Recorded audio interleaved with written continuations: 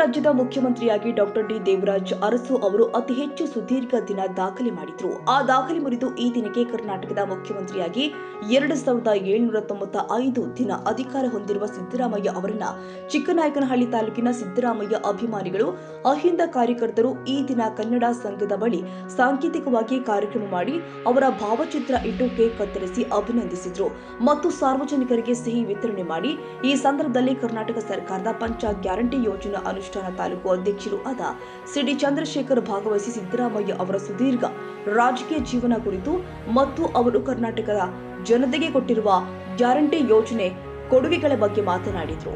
ಅಭಿಮಾನಿ ಬಳಗದ ಮುಖಂಡರುಗಳು ಆದ ಮಗ್ಗದ ಮನೆ ಗಂಗಾಧರ್, ಬೀರ್ಲಿಂಗಯ್ಯ, ಕೃಷ್ಣೇಗೌಡರು, ಬೀರೇಶ್, ಶಿಲ್ಪಿ ವಿಶ್ವನಾಥ್, ಪರಮೇಶ್, ಗಾರೆ ಆನಂದ್, ಮುದ್ದು ಕುಮಾರ್, ಪೋಚುಕಟ್ಟೆ ರಮೇಶ್, ರೇಣುಕಸ್ವಾಮಿ, ಮೊಹಮ್ಮದ್ ಜಾಕೀರ್, ಕಿರಣ್, ಶಂಕರ್, ಯೋಗೇಶ್, ಬಸವರಾಜು, ರಮೇಶ್ ಸೇರಿ ಅನೇಕ ಅಭಿಮಾನಿಗಳು ಭಾಗವಹಿಸಿ ಸಂಭ್ರಮಿಸಿದ್ರು.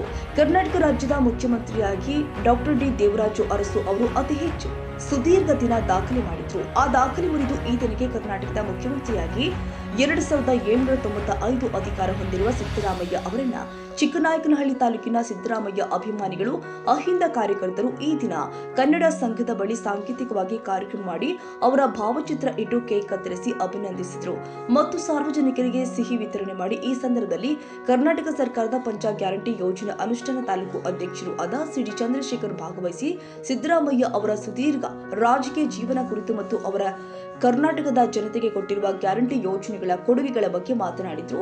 ಅಭಿಮಾನಿ ಬಳಗದ ಮುಖಂಡರುಗಳು ಆದ ಮಗ್ಗದ ಮನೆ ಗಂಗಾಧರ್, ಬೀರ್ಲಿಂಗಯ್ಯ, ಕೃಷ್ಣೇಗೌಡರು, ಬೀರೇಶ್, ಶಿಲ್ಪಿ ವಿಶ್ವನಾಥ್, ಪರಮೇಶ್, ಗಾರೆ ಆನಂದ್, ಮುದ್ದು ಕುಮಾರ್, ಪೋಚುಕಟ್ಟೆ ರಮೇಶ್, ರೇಣುಕಸ್ವಾಮಿ, ಮೊಹಮ್ಮದ್ ಜಾಕೀರ್, ಕಿರಣ್, ಶಂಕರ್, ಯೋಗೇಶ್, ಬಸವರಾಜು, ರಮೇಶ್ ಸೇರಿ ಅನೇಕ ಅಭಿಮಾನಿಗಳು ಭಾಗವಹಿಸಿ ಸಂಭ್ರಮಿಸಿದ್ರು.